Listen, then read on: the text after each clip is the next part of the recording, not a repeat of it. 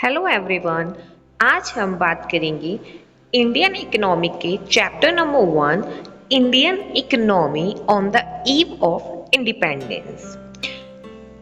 India की economy British rule से पहले बहुत अच्छी थी।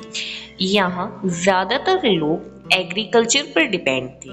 वहीं दूसरी तरफ देश की handicraft industry world wide popular थी।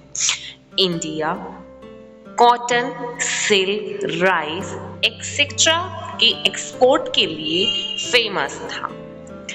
पर near about 200 years ago, it means आज़ादी से 200 साल पहले यानी 1757 यानी 1757 में ब्रिटिशर्स ने नवाब ऑफ बंगाल के साथ युद्ध किया, जिसमें ब्रिटिशर्स जीत गए, जिसे आज हम बैटल ऑफ प्लासी के नाम से भी जानते हैं। अब इंडिया पर ब्रिटिशर्स का रूल हो गया। ब्रिटिशर्स और उनकी इकोनॉमी का ध्यान अब ब्रिटेन की डेवलपमेंट पर था। उनकी पॉलिसीज के कारण अब इंडिया की कंडीशंस चेंज होने लगी। ब्रिटिशर्स इंडिया से रॉ मटेरियल एक्सपोर्ट करते और उनको फिनिश्ड गुड्स करके इंडिया में इंपोर्ट करके उन्हें इंडिया में ही ऊंचे दामों पर बेचा करते थे। एग्रीकल्चर का जो एग्रीकल्चर की ग्रोथ थी वो एकदम रुक सी गई थी। वहीं ब्रिटिशर्स ने अब एक जमींदारी सिस्टम लगाया।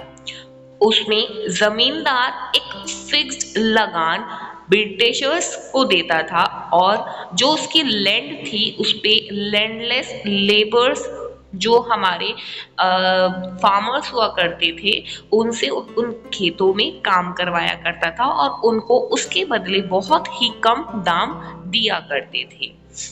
अब धीरे धीरे जो इंडिया एग्रीकल्चर था वो धीरे धीरे खराब होने लगा, क्योंकि हमारे पास फर्टिलाइजर्स और सारे पेस्टिसाइड्स की कमी होने की वजह से एग्रीकल्चर एकदम डिक्लाइन करने लग गया।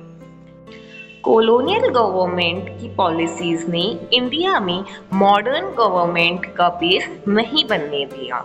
अब ब्रिटेन की इंडस्ट्री ग्रो कर सके, इसलिए ब्रिटिशर्स ने इंडिया से ही रॉ मटेरियल लेके गए और फिनिश्ड गुड्स करके जो फाइनल प्रोडक्ट है वो इंडिया में कम चीप रेट्स में बेचना शुरू कर दिया।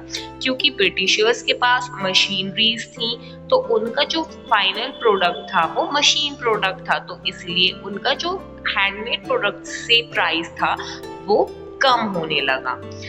इसी सारे रीजंस की वजह से इंडिया का जो हैंडीक्राफ्ट बिजनेस था वो धीरे धीरे बंद होने लग गया और जो हमारा मशीन मेड्स गुड्स था, ब्रिटिशर्स का गुड प्रोडक्ट था, वो बिकने लगा।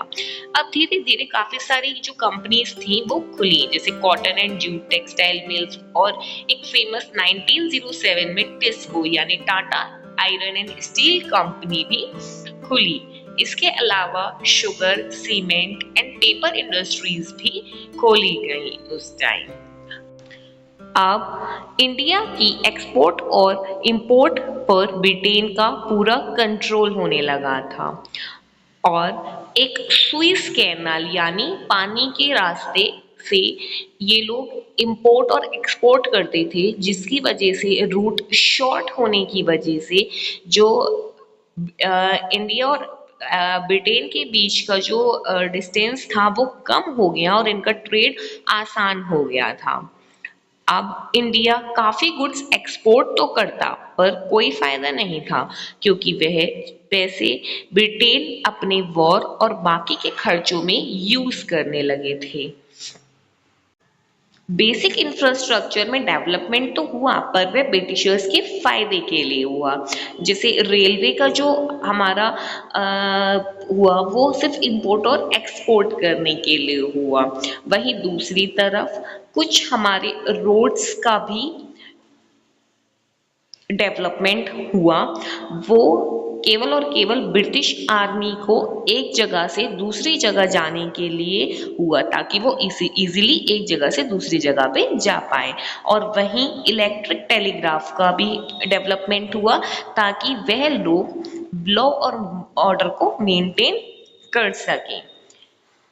अब 15 अगस्त 1947 को हमारा देश आज़ाद तो हो गया, पर इंडिया के सामने काफ़ी सारी मुश्किल्स थी, काफ़ी सारे चैलेंजेस थे जिसको अब इंडिया को फेस करना था, क्योंकि ब्रिटिशर्स के आने की वजह से जो हमारा एग्रीकल्चर सेक्टर था वो पूरी तरह से डिस्ट्रॉय हो गया था।